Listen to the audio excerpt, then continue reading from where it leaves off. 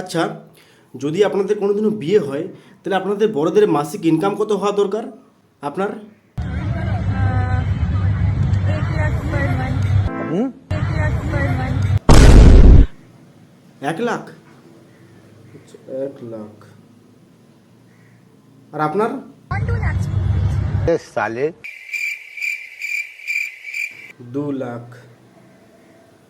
আর madam আপনার?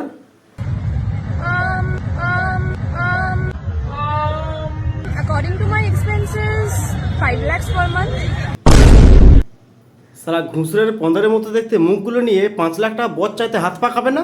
রাস্তা দিয়ে পেরোলে গা থেকে গোবর পচার মতো গন্ধ বেরোবে, আর তার নাকি চাই 5 লাখ টাকার স্যালারিওয়ালা বর।